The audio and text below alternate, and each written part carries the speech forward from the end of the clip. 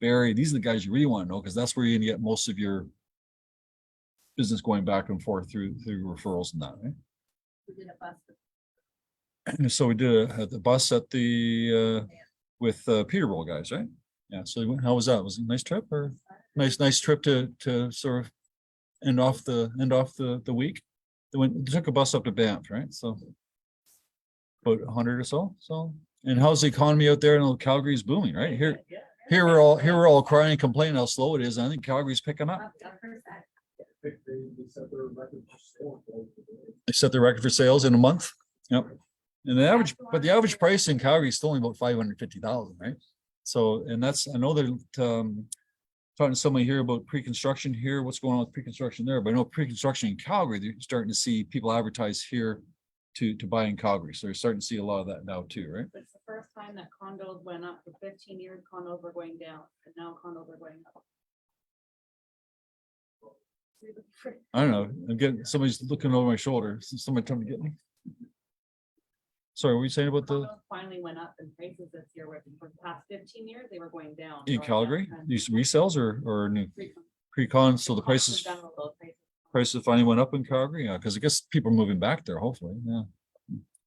What about here? So you think the market here is good, bad, ugly?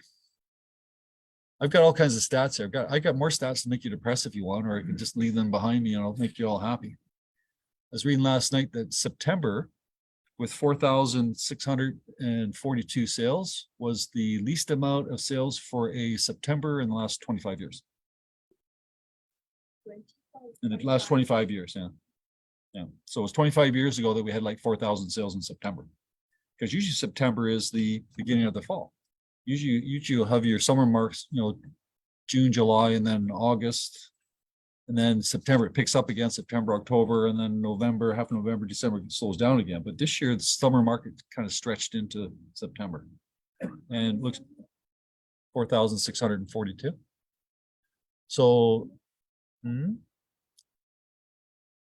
that was this. Don't when I say that, don't be writing that down. Don't be sharing this information. This is negative information.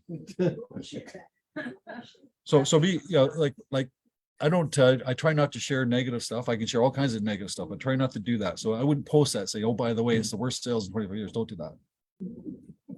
All right. It's good education for your sellers. It's good information for your sellers. If your seller's sitting there, the property's not selling, what's going on? It's a good thing for assignment sales. A guy's trying to sell their assignment sales and they're not getting the price they want. The sales are slow right now. So you use it in those particular cases, but be careful what you're saying. You always want to be positive. You don't want to give anybody reasons not to be moving. In a dark market, in a slow market, there's still the core sales. Okay. In other words, there's still people that pass away. There's still people that get job transfer. There's still people that get divorced. There's still people that kids get out and they have to move. So there's still the core business will always be there. And it looks like it's about 4,000. So I'm guessing that September was likely maybe this month. September was probably the least amount of sales you're going to see all year. I think we've hit the bottom. I think from this point forward, it's been going up. So that'd be positive news, right? So we can see that the market has leveled out, and we see from this point forward moving, going higher. Why do I say that? I don't know. I can't know. The economist said that. I just repeated what someone else told me. You don't know. But sales for September, since see how we did it, the sales were actually down 7.1%, 4,642. Last year was 4,999. Inventory's up. Inventory's up almost 40%. We're at 18,900. So it's really weird because generally we had buyers out there saying there's nothing to buy last year, 2 years ago, right? Also now we've got inventory. I bet you people in this room have probably never seen 18 or 19,000 active listings. This is probably the first time you've ever seen that many. Now, is that because you merged with a couple? No. If I added all the merges, if I added all the Quinty board, Barrie board, and so forth, the numbers would go up to 30,000. But this is just 19,000 for the original TREB information, right? The months of inventory 4.1. That's significant because that's good for your buyer. So this is something maybe you want to talk about if you're looking for buyers, saying, hey, the month of inventory is 4 to 1, meaning as Shiv said last week, you don't say that the month of inventory is 1 in 4. You say only 1 in 4 properties sell. So if you want to be 1 in 4, you got to make sure that the property's nice, it's good looking, it can move in ready, and it's priced right. Otherwise, you're going to be one of the 3. The option or the opportunity when there's 1 in 4 is that means that there's going to be 3 expiries for 1 sale. So I'm going down a road that you guys haven't been to before, but if people come to me now, okay, so an agent said to me last week, and they made a good point. How many times can you go to the well? We've been pushing you guys to talk to your database, go to your past client database, make sure your past client database is taken care of, put them on neighborhood watch, put them on CMAs, like, you know, and we still say that. It still represents 80% of your business. But when they're all in hold, they're all sitting there, well, what's the market doing? What's the interest doing? So now you got the other 20%. What are you gonna do to get that 20%? So people that you don't know. So one of the things would be where properties that used to be listed for sale. Now, to be clear here, you're not allowed, for the privacy rules, you're not allowed to identify expired listings to contact them as expired listings. You're not allowed to do that. It's against the TREB rules. But there's nothing to say that you can't live in a street and you see a guy's house for sale and all of a sudden the sign comes down and you want to know why.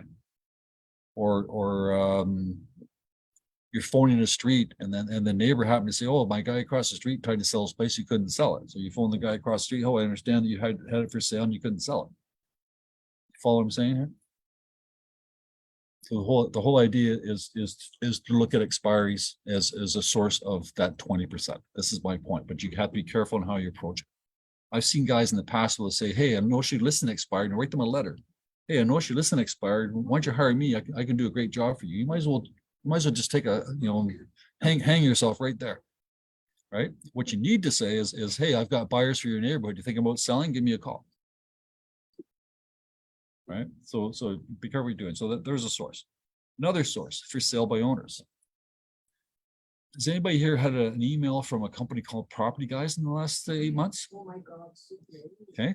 So what they're trying to do is sell you franchises. But if you're a seller and you've hired Property Guys, just so those guys that don't know, when you have a mirror posting, was ICI company, there's Property Guys, there's a whole bunch of these things out there. These are for sale by owners. So why not approach those guys? Say, hey, I see you're trying to sell it yourself. How's that going? There's a whole bunch of scripts, all kinds of scripts, right? But here's people that want to sell, and they're experiencing the same, actually worse. They're seeing the same thing our clients are seeing, but actually worse, because usually sellers for sale by owners want more for their house than what it's worth. So if you've got a client that's complaining, you said my house isn't selling, you're not getting showings, what do you think these guys are doing? And try phoning the guy from ICI or the guy from Property Guys, like the salesperson that's supposed to be representing the client. Good luck.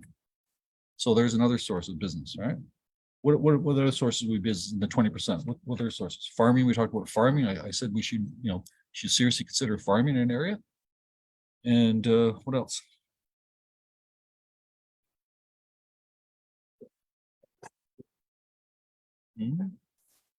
I was talking to somebody who does pre-construction. There's another office, right? Pre-construction. So what he'll do whenever pre-construction job comes up, they'll invest about $3,000 in SEO searches, so that when somebody searches that particular condominium, his web page comes up. It's not paid. It's not an ad word. It's not paid word. It's SEO. So there's another option. What else? 20%. Open houses. Okay, who did open houses on the weekend? Dun, dun, dun. I know lots of people did at home. Okay, so my next question is, so Alex did open house. How many people did you have at your open house? 4. Okay, so that's 4 more than somebody that didn't have an open house. Right? You do well in open houses, right? All right, so you got to talk to them, you got to entertain them. Okay, so who has listings right now? Does anybody have a listing? What was mine? Oh, yeah, there was an open house. One of my friends was doing an open house and it's in Webster 16. Really nice renovated home. Is it his listing or list? It's his listing, but just like, so he had over 230 people that attended the open house. No, 988. I'm hoping to get it. He's hoping 1.3, but 80. He's had 80 showings. Offers today. Okay, so those at home didn't hear that. So we have a property in Wexford there on, which street you say? Japonica, 60 Japonica. Japonica, I don't know them. Anyways, 200 people over the last couple of days, like 80 showings on MLS and 200 people during open houses. So what does that tell me? It tells me there's lots of buyers out there. Right? Lots of buyers. No. The sellers are still expecting this price. They're not going to get that price. Price is here. So that's the reality of the world, right? So the lots of buyers out there at this price, not this price. Also, I'm seeing that a lot of this 19,000 or 19,000 listings on there. A lot of them are not move-in ready. A lot of people are I'm getting sick and tired of it and just trying to get rid of it. So that's why it's sitting there too. Sorry, Alex. Okay, so the question now is hold offers. So I'm reading stuff that says that holding off offers doesn't work, or that trying to get multiple offers doesn't work. And I'm okay. So you have two choices in my mind. I'm looking for support here from Nelson here. So anybody else, you might have a property worth $1.2 million. Your client wants 1.4. What are you going to list it for? And the question asked, do we underprice and underprice? That's the question. So you got a 1.4 seller requirement. You got a 1.2, let's say 1.3 valuation. What do you price it at? Because I'll tell you, if you price it at 1.4 or 1.5, you're going to sit there and nothing's going to happen, no showings, and your client's going to be saying, what are you doing? What are you doing? What are you doing? And you're going to feel like crap. You don't want to phone them. If you price at $9.99, you get all kinds of showings. Not going to be good showings. They're going to be nothing, but at least you're going to say, hey, I'm doing my job. I'm showing you stuff, right? So I'm thinking they should underprice, if you want to know my opinion. In a slow market, underpriced. In a slow market, what's your client going to do? He's going to say to you, what are you doing to sell my house? So you got to do 4 open houses a day. You got to put it in the front page of Toronto Star. You got to run, like, what more can you do to sell it, right? So if you price it right in the first place, that's my opinion. And it's a two-way street. Does it work? We price it at another price. Big deal. In my opinion, it is. But anyways, other people disagree. But I'm just thinking that you're going to get that call from your client saying, "What are you doing?" And here's the problem you have. It comes with talking like, how does it do? Like when you're talking to your clients during the listing presentation, I'm thinking idealistically. Okay, so your clients across the table from you, and you're sitting here. It's a confrontational thing. It's almost like it's almost like you're buying the house. It's like you have to give them a price that they're gonna list the property with you. You know what I mean? Like so it's really not an intelligent conversation. It's more of what you have to say to get the listing. But it'd be nice to have an educated seller saying, look, do you like me? Do you like what I do? Do you think I can do the job? Do you want to hire me to do the job? Yes, I do. Okay, great. Now let's talk strategy. You want 1.4. CMA tells us, what do you think the CMA tells you it's worth? Well, it's worth 1.3 in the CMA, but I want 1.4. Okay, that's fine. Just so you understand what the deal is. So let's do the strategy. Let's price it $9.99. Oh, I don't want to give it away. We're not giving it away. It's a strategy. So as long as you can discuss it and figure it out, that way you're on together, you're on the same side of the table, and the thing doesn't sell. It's not your fault. It was the strategy's fault. We usually say we agree with you, but the market may not agree. So this price is going to be a test to the market to see if they agree. Yeah, and this goes to skills training, right? I mean, it's skills training. Look, Mr. Seller here, you and I both agree that the property's worth $1.4 million, but unfortunately, we're only 2 because we've got 70,000 agents out there and all their buyers that don't agree with us. So what can you say? Right? You and I can see the value, but unfortunately, nobody else can. So you're always, it's always you're on the same side. It's not you against them. Am I wrong there, or your conversations with your sellers, are they confrontational? Is it like you against them? You feel that sometimes, or maybe it's just because by the time the people phone me or Nelson, they're already up to here, and we only hear from the bad guys anyway. So maybe you're doing it right anyways. But I'm just telling you that because by the time they come to our thing, it's Sue. Okay, here's the phone number, right? Anyway, so it's 20 days on the market. 20 days on the market. Believe it or not, last year was 23 days on the market. So it's actually 3 days sooner. So what is selling faster. So again, you won't read this in newspapers, right? So you gotta be doing that. Last year, the list to sales ratio was 98%. This year it's 100%. going back to multiple offers, right? Multiple offers jacks it up. Number of sales year to date is still down 14%. New listings this month are up 44%. So we should be out there, like people are listing their properties now. So now is the time that they're listing, not selling, but let's get them listed anyways. Right? So that's important.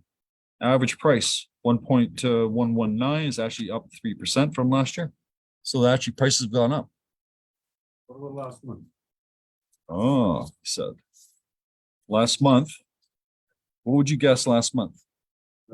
Okay, I'm just, what would you guys, okay, here, I got James here, but what do you guys think? Average price last August? Average price this September? Sorry, August and September. What's the feel like? With the way the market's going, you think the prices have gone up since August or down? Down. Because that's what the media is telling us, or? Because prices have gone up. Prices went up from September over August. This year. This year. So nobody wants to believe me?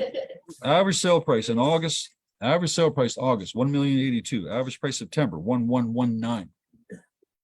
Went up. Better inventory. Hmm? Better inventory sold. No, because the market's fine. Sure. Hmm? What did I say last week? Everybody stages a house because why? Because somebody else told us that they should stage a house. There's no, was there facts involved in this, or just somebody else said it? Right? And the news media wants to beat you up saying how bad the market is. That's my point. So don't think like that. Market's actually positive. Okay, don't believe me? I knew James was gonna ask. James was gonna ask this question. I wanted to check a condominium, C1 condominium, average price $811,000 in September. Average price in August, $791. So C1, the average condominium price has gone up $10,000. How about detached homes? You want detached homes? You know, like condos? Detached homes in, let's say, okay, in all of Treb. Average price in all of Treb was 1,440 in September, and it was 1,416 in August. So it went up $30,000. So who said the market's down? All right.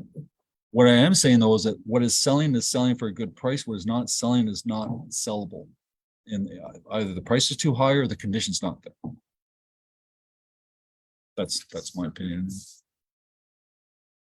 Okay, I'm gonna go through some stuff here, just sort of well, okay, let's do this here. I said that 25 years was the drop. We had 4,642 sales, 1996. We had 4,100. So 25 years. 2023 minus 1996, then, yeah, that'd be 27 years, okay. Yeah, so is that. So far for the first half month, October 15th, we got 20,196 active listings. So we actually cracked the 20,000 mark. If I break that down, we've got 8,700 condos, 11,000 are freeholds. So if we look at the sales themselves, we've got 2,100 so far this for the first 15 days in October. Last year we had 2,300. So actually sales for October versus September. So I take that back. It's minus 11% from October last year. The freeholds are down 12% from October last year. They're down 8% from October last year, but compared to September, which is more relative now, rather than comparing year over year, I almost like to compare month over month just to see how it's going, as it seems to be more relative. If you do month over month, October over September, first 15 days, we're actually only down 4% for all units, minus 8% condos, minus 1% freeholds. We had 19,000. It's weird, eh? We have how many new listings did I say we got last month? 20,000 new. So you think that with 20,000 new listings coming to the market, prices would drop, and in fact the prices increase. So why is that? Yeah. Okay. So could be more immigration coming. But I was told immigration can't afford to buy things. Not true? Okay. So it just goes back to demand is still greater than supply. Somehow, but who knows?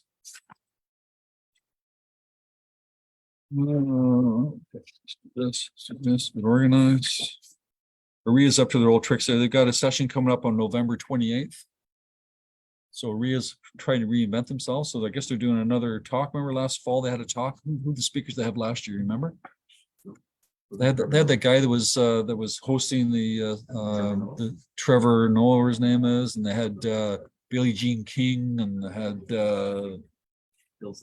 Bill Clinton was there, and some other people. So now they've got Boris, they got Boris Johnson coming on November 28th. Marvelous. Is Donald Trump is coming too?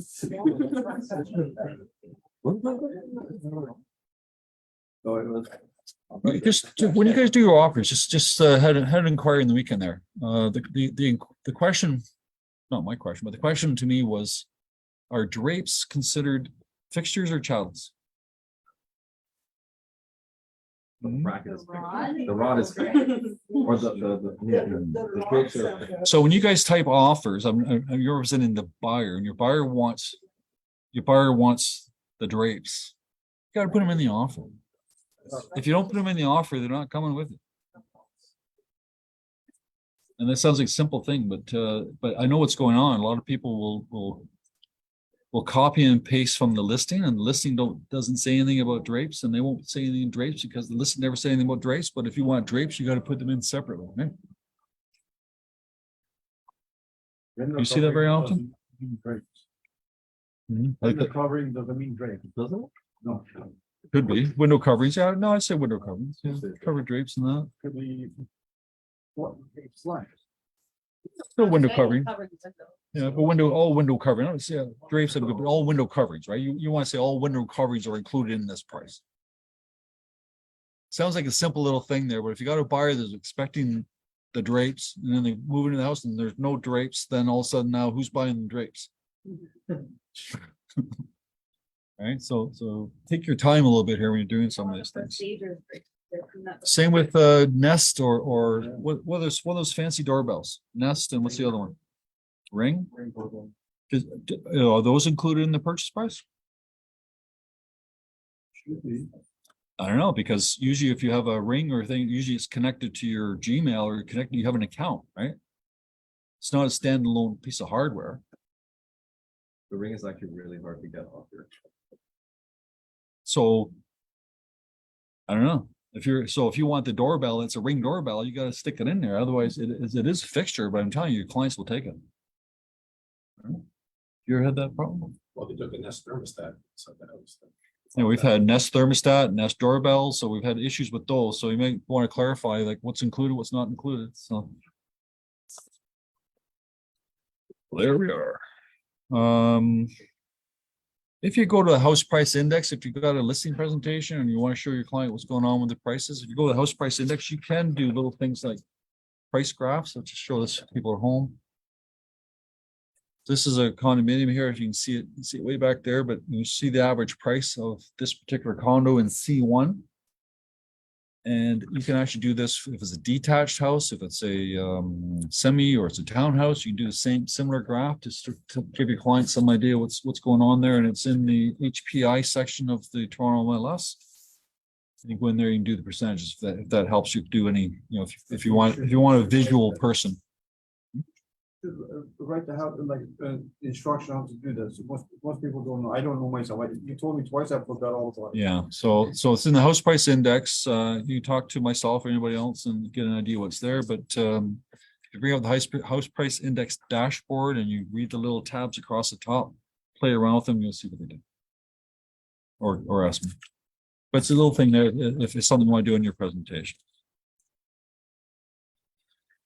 We talked about just before you guys left. I mentioned to you about the price fixing and the lawsuit that's going on in Canada. Does anybody have any interest in that, or you know what I'm talking about? It's not, just something for you to know about. Nobody's made any decisions, but in the States and Canada as well, there's two class action lawsuits going on. Started in the States, now it's up here as well. In the States, a little farther down the line a little bit. Both Remax and Central 21 agreed to pay money to this class action suit just so they wanted to go away. They didn't want to defend it. Basically, they said, whatever you guys decide, tell us what the rules are and we'll do it. The NAF down there, sorry, the NAR down there, National Association of Realtors, they're not taking that stance. They're going to fight it. They're saying, no, we're not going to do it. They're fighting it. So at least we're not, Central is not spending any more legal monies. They're just going to sit back and wait for the judge. So nothing's been decided. In Canada, nothing's been decided. In Canada, the class action suit, they decided that they can go forward, but they haven't said, it doesn't say they have a case. They just said they can go forward and let a judge decide. Nothing's been decided. What they're talking about is that the 2.5% or 2.25% commission to cooperating agents is discriminatory or is anti-competition. They're saying that number should be negotiable, which it already is. Right? You don't have to put 2.5%. Somehow the class action suit says that I sit down with other brokers and Toronto Real Estate Board, and we collectively decide that 2.5% is going to be the co-op commission. That's called collusion. It's against the law. But I've never had that meeting. Have you guys ever had that meeting? There's no such thing. There's no such meeting. I mean, it's completely, you've got $1 on there right now. You've got you got 1.5, you got 2%, 2.25, you got 2.5, you got all kinds of stuff going on there. But for some reason, they think that the seller believes that he's paying that money, therefore it's costing them more money, therefore it costs, because it costs more money, that's anti-American. That's what they do in the States. But if it does happen to be kind of cool, because I kind of like the idea, what they want to do is they want to offer 0% commission to the co-op agent, which means that a buying agent, if you want to get paid, you got to get paid by your buyer. Right? Oh, Mhm. that's very simple, actually. Very simple thing. They are paying for it. They're paying, yeah, the seller's paying for it with the buyer's money. And it doesn't matter to me, it doesn't matter to you. Whatever the rules are, just tell us the rules and we'll deal. You should get paid by like employees. Every telephone you should get charged. Every click that they do, you should charge. Who knows? I like the headings here. So September in Toronto, fall market or falling market?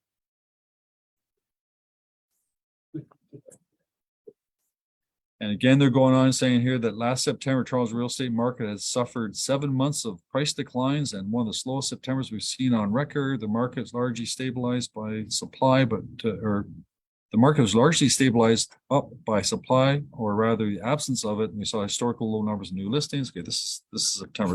This is 2022 they're talking about. I didn't see it this year. They're going on and on talking about how they're at 44% on the sales to new listing ratio. Anything around that 40% would be a buyer's market.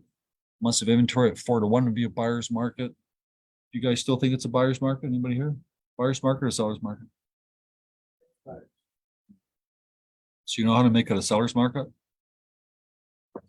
Or offer a real low price, and you'll find out the buyers are lining up to buy it.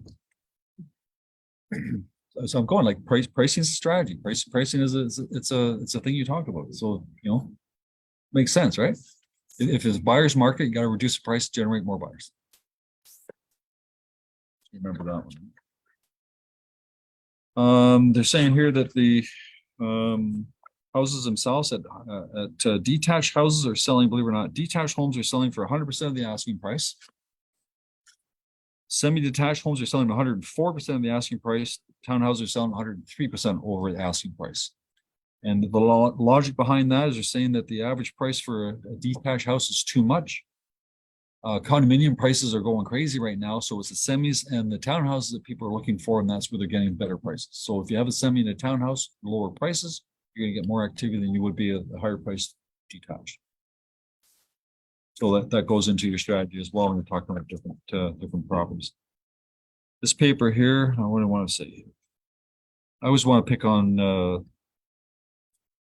Block TO, but I think this might have been the Financial Post. Toronto real estate plunges into buyer's market as sales slow into listings surge.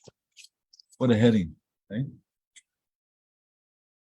Toronto real estate plunges into buyers. Like I just said that the prices increased. that the sales from last year were 7%, within 7%, and it was a plus or minus. It's, where's the plunging? I mean, yes, it's 4,000 sales, the worst September ever, but prices aren't plugging. All right, just some of the asking price. I'll be curious to see what the average listing price asking is versus the average listing price selling. Those stuff, I don't think that number's published. Toronto real estate market has suddenly shifted to officials buyers market. Will the price drop be next? What do you guys think? Think prices will drop? October 25th is the next time that they're going to increase or talk about increasing the rates. Do you believe that the rates will go up or go down? You have any thoughts on that? Several quarter% up. So 1/4% down. Okay, so two people said down, one person said up. So why would you say down? That's lots. Just wishing? Why do you say up? Because the 7% inflation's up. Inflation's up, yeah. I think the bond rates are up too, right? Yeah, this already says it's a buyer's market, but that doesn't mean that people can afford to buy. You know, it's a buyer's market, the prices are still high. As I said, the price is going up. The Vancouver housing market is more balanced, and we said Calgary is more balanced now too. This is blocked to you. Not even high interest rates can curb Toronto's housing prices, and it's about to get worse. Why are they saying it's getting worse? Because of what Morale was saying, other people were saying that there's going to be more immigration coming to the city. There's more demand. There's like, even though say the inventory went up, which means the prices should go down, but that means that the demand is still there for the right property. So the demand is still happening. Yeah. Good. Brand your hood Q. Does anybody use that? Anybody use hood Q yet? I know that Katelyn did, or the girls did somehow. Hood Q on Toronto MLS. Has anybody gone to that? See what it looks like?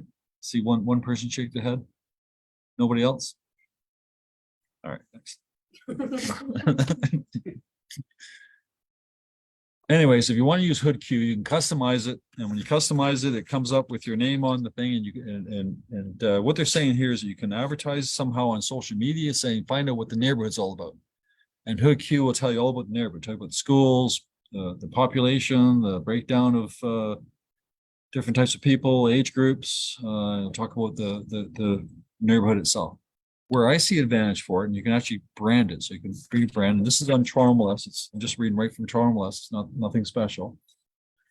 But if you're going to do a listing presentation and you want to show your client how you're up to the neighborhood, let's say some neighborhoods are very picky. Let's say you have Kingsway, Moore Park, Lawrence Park, Forest Hill, the Nolde Club. All these the sellers in those particular properties believe that their properties are really special and they're in high demand and like. So if you're doing listing presentation in those areas, if you had Q, you had that hood Q, you'd have a whole description of what's going on in that neighborhood, and you'd be able to connect with your clients in those neighborhoods because you've shown that have more knowledge about that particular neighborhood. Does that make any sense? I just see it as a listing presentation. That's why I see this.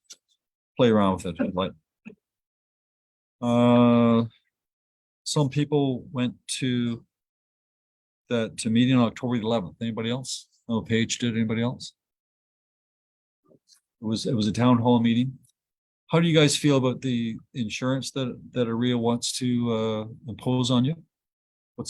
You guys care less, or do you guys don't like it, or do like it, or You don't have choice.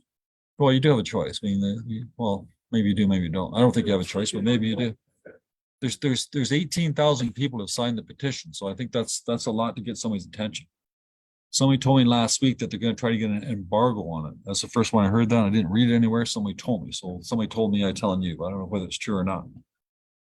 October the 11th, they tried to talk about it. Did they, Paige? Did they even mention it? This is a trend meeting. It's not a trust. The TREB meeting, from what I read about it, they're supposed to be talking about it. When I read about it, it said, let's talk about the new plan. But anyways, they did the Trust and Real Estate Act. They didn't really talk about the insurance. Was that hosted by Trevor or hosted by somebody else? Okay. What would happen if you don't pay for If it? you don't pay, you're not licensed. And this is what the complaint is. It says, oh, what, I have to have my insurance to be licensed? When did that start? That's what they're complaining about. All kinds of things, all things they complain about. They complain about they shoved down our throats, complain about, I already have my own insurance. Why do I have to take there? If, it's discriminatory for people that are over 70 years old. It's all the things that are there. And that's what these people are all fighting about. Whether it happens or not, I don't know, but, I guess we'll find out. I think that personally, I think they signed those, that sales agreement the day after that people voted to go for it. And I think it's too late. But I don't know, 18,000 people is a lot of people to sign the petition. Well, if they break the deal, well, then they have to pay a penalty, it's a huge penalty, and who's gonna pay that penalty? Yeah, We have to pay that that's penalty. correct. 10 boards have requested a special meeting over the arrears mandatory insurance, but the 10 boards are not complaining about the program itself. They're comparing that they don't have enough time to get it activated. They have to go to every single one of you guys. Think of it. They got to go to you and they got to say, okay, who's your beneficiary? They got to do that for every age. They can't just all of a sudden pay money. There's got to be some questions in there. So that's what they're saying. They haven't got time to do it. Okay. SkySlope, DigiSign. Is it fixed? Didn't hear anything on the weekend. Carly's been fighting with SkySlope now for the last 2 months. And on the DigiSign, when they first came in, and what it was doing, when we type offers review, we type offers in what's called editable forms. We email it to you, and you can then go to the editable form. You can type in the name of your client. You type in your price. Let's say you have the girls type an offer. We haven't decided the price yet. So they'll give it to you the way it is, and then you type in your price, and then you upload it into your DigiSign or PentaSign, whatever it is, and then away you go. Fortunately, with DigiSign, it would not upload editable forms. The program was wacky, and they didn't even know about it. Took us 2 months to get them to understand what the heck is going on, but they finally did. And what the idea is that they have to flatten it. So now, just did it this morning. Took an offer, an editable form on an offer, uploaded DigiSign, and it flattened it. So it works now. So Simple technology. yeah. Anyway, so you have to flatten it first before you can upload a DigiSign, and it looks like it's working now. So it's behind us. Hopefully. Broker Bay. Good job. Broker Bay, another wonderful thing. These guys, like, I actually phoned Don D. Michelle from Toronto Real Estate Board. He's the CEO. I phoned him about 6 months ago. He didn't return my call. I phoned him last week. He didn't return my call again. But somebody did. Who's the other guy? Who's the guy that does the Jason Mercer returned my call. So somebody told me to talk to him. So I got it off my chest anyway. So Broker Bay is a funny program. Sometimes it works, sometimes it doesn't. But I want to make sure you guys are aware of what's going on. And again, Cardi sent you guys an email last week on how to set it up. You've got to go in yourself, and they didn't bother telling us. When they set up the Broker Bay, we could send you notifications. We could send you the daily recap of the office new listings. We can send you notifications of open houses from the office and some other things, right? That was all done, it worked great. And then for some reason, a lot of agents, not us, a lot of agents started unsubscribing. They didn't want this information. So apparently it screwed up their system there at Broker Bay. So Broker Bay decided to turn it off. So now nobody gets notifications, nobody gets open houses, nobody gets all the things I just talked about. They didn't tell us. This is my problem. Why didn't you tell us you did this? So now we have to go, each and every one of you has to go into your profile and turn those things on. So we sent you the instructions last week. I'm just reminding you what it is. So you got to go to your Broker Bay. You have to go to your profile. You have to go to notifications, and you got to check the little boxes saying, yes, I'd like to have notifications of all the office listings every day. Yes, I'd like to know about the open houses. Yes, I'd like to know what other notifications, right? And you have to go manually and change that profile. So hopefully everybody can do that. It's not that hard. Everybody okay with that? Geo Warehouse, same thing. For those old agents, not the new ones. when you set up your geo warehouse, you would have set up your profile, and in that profile, you'd have your name and you have your email address. When you guys were using your TreadNet addresses, when you set this up way back when, you used your TreadNet email address, I'll bet you $1 you didn't go back to Geo Warehouse and change your TreadNet email address, because when you go to buy something in Geo Warehouse and you're saying, where's my parcel registry, where's the receipt, it's sending it to your TreadNet, and TreadNet doesn't work anymore. So go into your profile and see what email address you have on Geo Warehouse. Are we okay with that? Everybody knows what Geo Warehouse, you buy stuff, like you buy like what, the square footage. When you want to buy the parcel registry, you see what mortgages are on the property, things like that. So, but you're not going to get it unless you change that profile.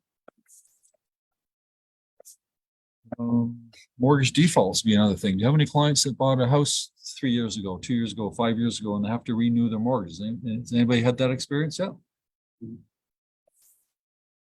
So you need to talk to your clients about that. What are the options? Like, you just don't run away and not make your payments. Like, some of the payments are going up like $600 a month, right? It's okay. So, when I checked the 20,196 active listings, 6,420 of those are vacant and 3,000 are tenanted. 9,533 are either tenanted properties or vacant properties. So these are people that I think are over leveraged and trying to sell their properties before they lose whatever else they have. That represents 47%. If I break it down into freeholds and condos, the freeholds represent 35% of the 11,500 listings. 35% are vacant or tenanted. Condominiums, 62% of all listings are either vacant or tenanted. So that tells me that a lot of people bought condominiums and now they're trying to get rid of them because now it doesn't make any financial sense. So, for instance, the only reason why you're going to buy a condominium as an investor would be for cash flow or for appreciation.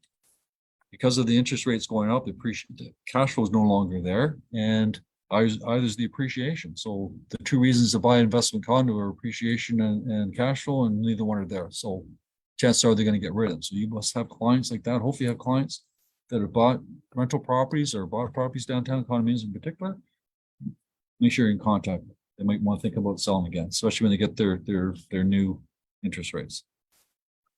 A lot of people that have bought investment properties,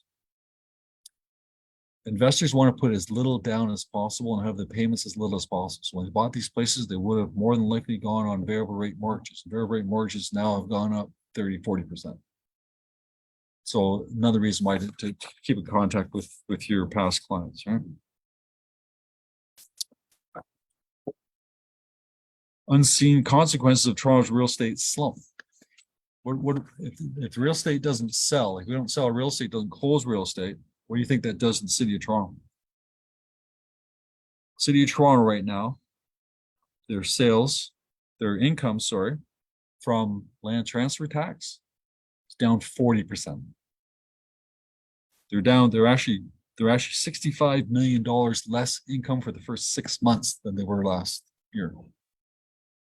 So they're getting clobbered now too. So the only way they can fix that is by doing what? Increasing the vacancy tax from 1% to 3%. Did you guys read that? Yeah. So they're going to make it. They voted like 21-3 or something there. So they're going to change it from 1% to 3%. So if you've got a condominium downtown and the assessed value might be, let's say $500,000, right? So last year, 1% would cost you $5,000. This year it's going to cost them $15,000. It's passed. Start in January. When I say it's passed, it was like 21-3. I think they have to do some paperwork, but that's it. So who voted in? Who voted in, Chow?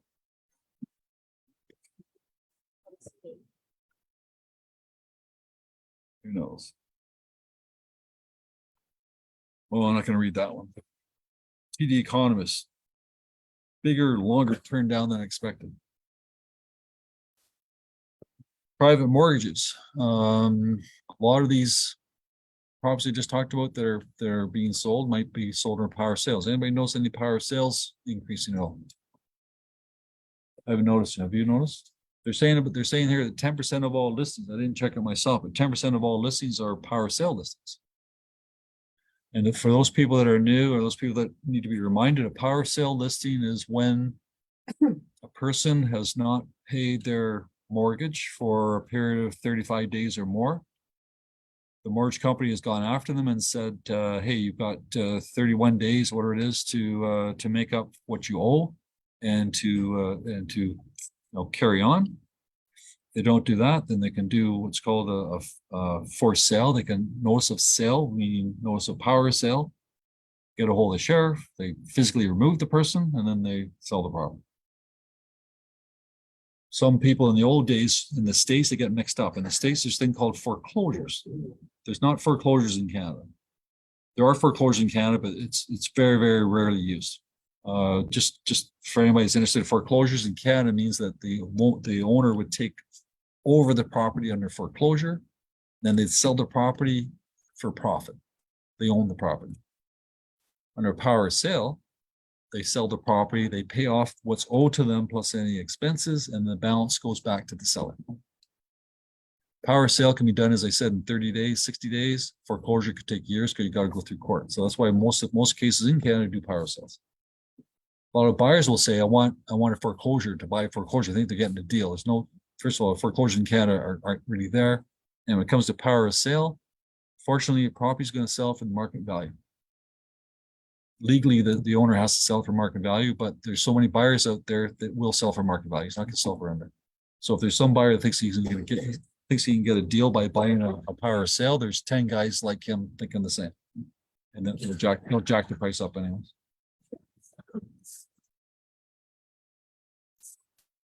Oh, I got so much here. Surging bond rates. Why the interest rates are not going to come down is because the bond rates are going up. Or I could be wrong. The bond rates are going down, the interest rates are going up. I'm so confused on the bond rates. Anybody into bond rates at all? Anyways, the bond rates that drive the interest rates. All right. It's too much. Cottages, apparently, a lot of people that bought cottages during the pandemic are now trying to sell their cottages during the pandemic. I think the pandemic's today, by the way, not back in 2020. But they're losing anywhere from 30% of whatever they pay for these places. They're losing up to 30% of the value. So if you got a client that wants to buy cottages, they're saying this spring they're going to be deluged with all kinds of inventory. I've seen some heads do this. So you know any real facts in Raj? No.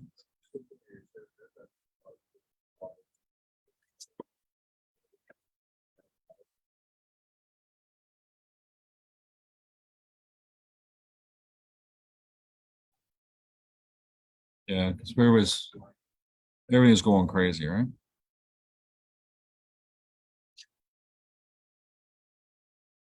Yeah, we just want to get out of town. They want to buy something different, right? Toronto area home prices to surge 9% in the next quarter. So this company here saying that in Q4, prices will actually increase 9%.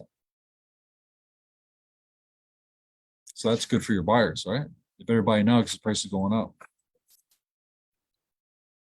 Housing starts are up 1% for the first half, except that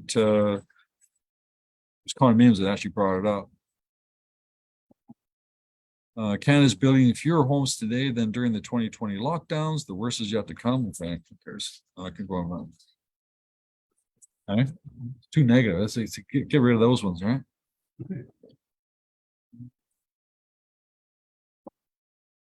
Okay, and then you guys got invoices and just sort of making aware that come December 31st, you're going to have a bill from TREB for approximately $1,000. Now that's will be for your TREB dues come December 31st. So start saving your money for that now. Probably. But this one December's no. Sorry, so TREB's gonna be $1,000. That's right. And RIA and CREA is gonna be another $500, right? And the benefit plan is gonna be $6,000. So take that back. That's right. So you got your okay, you got TREB dues will be, let's say $900 for your TREB dues. The RIA CREA dues are due at the same time, they'll be $500, and then you got the $600 insurance plan. So you're gonna have about $2,100 or so. Save your money now. Merry Christmas. Merry Christmas. You gotta be careful. Treb announced a FinTrack. You got your FinTracker. Did you guys look at that FinTracker thing that they came out with? It's a bit of a bait and switch. Just be careful out there.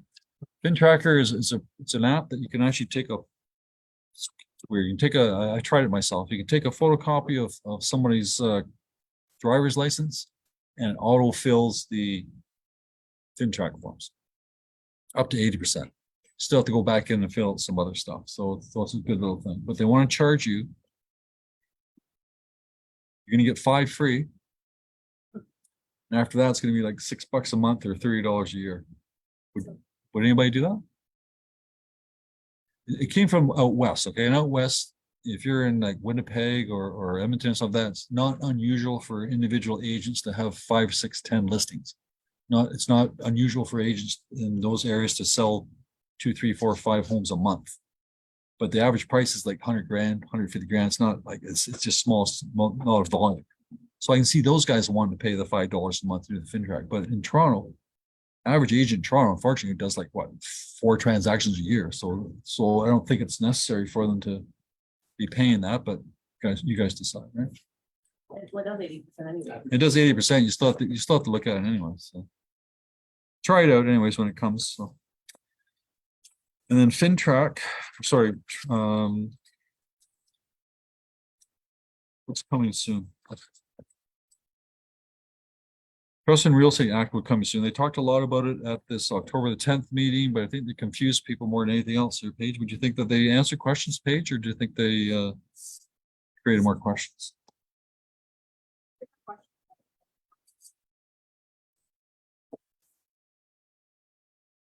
Prospect.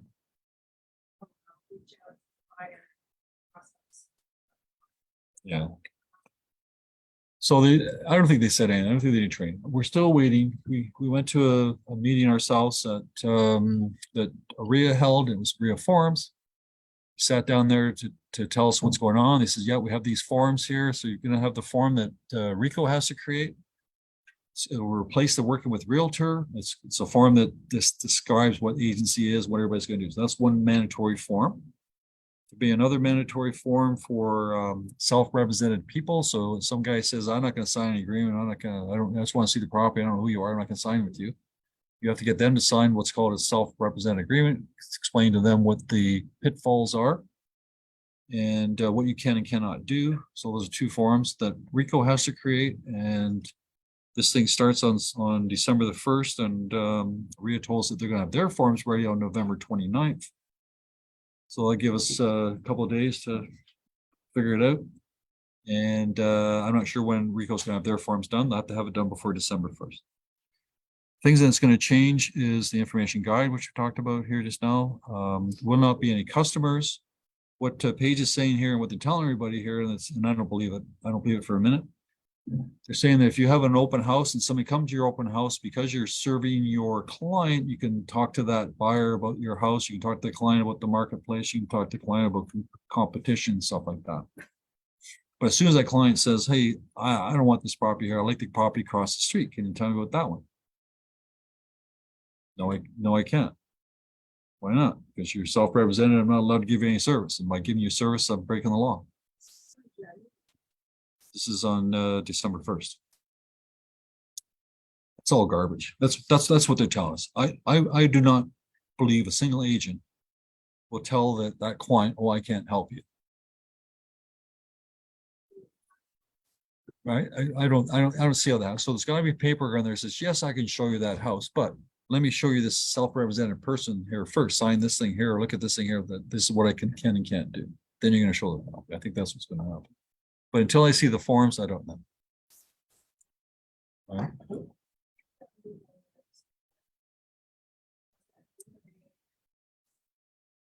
I'm sorry. I mean, I'm not going to embarrass anybody here, but I believe that BRA should be signed first time that you start showing properties, these guys. But I know what happens.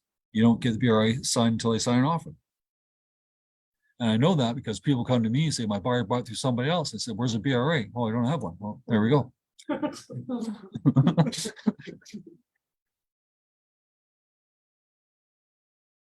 Same thing, I think you guys, am I wrong? You guys get all that stuff signed when they do an offer, do you not?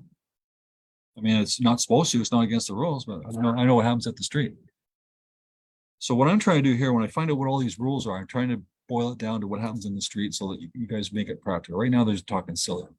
Because again, you have a buyer phone you up, you're not gonna try to, he wants to see a $4 million house, you're gonna say, no, you're not my client. Can I see anybody doing that? No? I don't know. How are they gonna like make sure that? They could probably find me. So like, what would a situation be where they wouldn't know that you didn't? Someone at the front door of the house, the idea would be our hang sign. Yeah. Who knows? I don't know. I mean, I had somebody write to Rico, I had a question for them years ago. Not the current registrar, the registrar before that, and wrote them a letter. He was complaining about something about what they did, and then Rico answered back saying, got your thing here, but I noticed when you sent me the email, you didn't identify what you are. Or you're a broker, your sales representative, who you work for, and which company. Like they wrecked the guy for not in the signature line, not identifying who he is. I think so. They're kind of that one. It's like it's completely. I don't know. The other thing they're gonna be changing is multiple representation. It's a funny one. And I'm talking about now, and I'll repeat it once I get the forms, but I just want to make you aware that when you hear the stuff coming down, it doesn't really mean anything. We'll boil it down to something special that you can be able to use. But when it comes down to multi-representation, yes, you could do multi-representation. Some people are saying that you can't do multi-representation anymore. Yes, you can. But you also have an alternative that if your buyer doesn't want to be treated like he wants full representation, doesn't want to be treated equally with the seller. Because on multi-representation, you have to treat both of them fairly. Equally, but the buyer might say, no, I want my representation. I don't want you being fair. So that means we can designate another broker, another agent from the office to represent that buyer. Even though it's a double end for the office, it's still not considered multi-representation when we assign when we designate a representation to another agent. Clear as mud? It's clear in my mind, but it would be designated representation. Another form, which I'm waiting for. Disclosure forms right now. Hey, I'm disclosing that I'm a realtor. That's what we disclose right now. In the future, we have to disclose, hey, I'm a realtor and this is what I'm gonna do with the property. You have to be more specific. Just saying you're a realtor isn't enough of a disclosure, and they want more details. So again, I'm waiting for the form. Contents of the offer, I think that's going to be the most fun. And I think we have that under control as well. So that's in a multiple offer situation. Your seller can decide whether he wants to disclose the contents of the offers or not, and what to be disclosed. There's some good things were brought up during that meeting page. So somebody said, okay, your seller says, I want to disclose the price and I want to disclose the closing date, but I don't want to disclose conditions. So now all the other guys are looking at this board here, and they're saying there's 4 offers, and they see what the prices are, and they see what the closing dates are, but they don't see whether there's any conditions.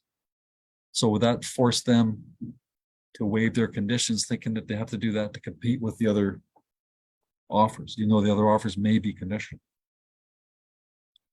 Everybody follow what I'm saying there? No? So you can really manipulate this as an agent. So I'm thinking that when this comes down the tubes as a listing agent during a good market, okay, I'm going to underprice a property. I'm not going to disclose the contents of the offer to anybody. Why would I want to do that? Owners, yeah, owner, you have to decide whether you want to disclose the prices or not. And the owner's going to say, what do you think?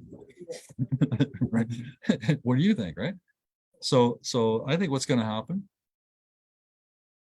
some agents are going to be righteous and they're going to put it on there and they're going to make it transparent as heck. And they're going to, right from day one, and the client's going to sell their house for $1 more than the next highest price. Smart agent's going to say, no, I'm not going to disclose anything. And they're going to sell it for $50,000 more than the second highest price. Or They get some offers first round, they're not showing anybody. And then the second round, not showing anybody. Then it comes down to the final four. Have anybody done this? You've got 4 offers and they're all identical and you got to pick one. Then you disclose it. Say, okay, here are the 4 offers we have. Give me your final. Then everybody knows exactly where they stand. So I think that would be the way we probably end up doing. Yeah. Yeah. So these are all strategies. These are all things that we'll come up with when we get the proper paperwork, but we'll make sure that you know what you're doing when that happens. And so there's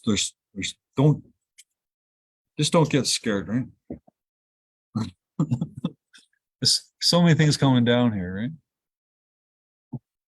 I could say something bad. You want me to say something bad? 70,000 agents today, right? Come December 1st or come January 1st. Anybody might guess, they could guess how many agents there are after that? Because I know it's going to happen. Some of the older agents can say, this is too much. I've had enough. All right. Some agents, the market's tough anyway, so they don't want to spend the $2,100, whatever it is. So I can see them getting out. So you're going to have less competition next year than you are this year. That's probably good news for you guys. That's my thought. Good. Anybody have any sellers you want to talk about? Properties you want to talk about? No. Anybody have any buyers they're looking for something? No. Any agents want to do open houses? No. Anybody going to try for sell by owners or expiries? We did this thing. Katelyn did that thing, right? With the, it's going to be a follow up for that or on Wednesdays? Are you in that my system or do you guys want a recap? No, recap, but follow up. Not a reload. Now it's 2. But I will do like a recap, or if anyone wanted to show me like what they did, want to review it, or go over any of the how-to questions that I got a lot of. So maybe next Wednesday I'll do a session here, but not a teaching session. You just come with questions and all that stuff. And I'll answer them. One of the big things that Katie talked about in the very first session was lead magnets. And I want to make sure that you follow what that means. Lead magnet would be something that you put on your social media, Facebook, marketplace, social media, whatever it might be, open house, and it can be more than one. And it's simple things that's call for action. Get the people to call for action. Get somebody to call you. Get somebody to put their hand up. Get somebody to contact you for whatever reason. So if you say, hey, I'm #1 in the world and I'm this and I'm that, okay, like who cares, right? Everybody's #1. Did you guys notice that? So what if you put something in there saying, call me for a list of 3 things to do before you put your house up for sale? So give me your email address and I will give you a list of the things you need to do to prepare your house for sale. Should I buy? Give me a list of things. Should I buy first or sell first? Let me give you the four things to consider. Give me your email address. What else? Anybody else got some ideas? Give me your email address and I'll send you a BRA. It's supposed to be like something that would solve your target audience's pain point. So if it's a first time home buyer, they don't know how to buy a house. So you create a guide on the steps to buying your first home. Or if your ideal audience is like an Airbnb buyer, then it would be like I'll give you a list of the top or the condos in Toronto that allow Airbnb. And then I'll send you a property search every week of all the Airbnb condos that hit the market. So you're just offering something that they want in exchange for their contact. I saw a sign on the weekend in Pickering, hadn't seen for a long time, and it said cash for your home, any condition, call this number. Cash for your home. They're not realtors. These guys are private investors taking advantage of people, right? But if it didn't work, they wouldn't do it. I can tell you the lead magnet works because I do it in my own business. So I'm not making this stuff up for you guys to like give you fluff. Like it genuinely works. I know somebody who did it and they said to their past client database is interested in a mini CMA or interested in the value of your home, give me a call. And they got Your contact information. give me contact information. Well, they got 10%. Email address and I will send you the, Give me your email address and I'll send you this. because if you say call me, they're not gonna call you. They don't want to be sold. So you are giving them something in exchange to not talk to you. Right. And then you will talk to them. But that initial meeting, they don't want to call you if they're thinking about buying or selling, but you've given them a piece of information for free just for their email address, and then you'll put them on a drip campaign email, call them. So maybe just write down for yourself.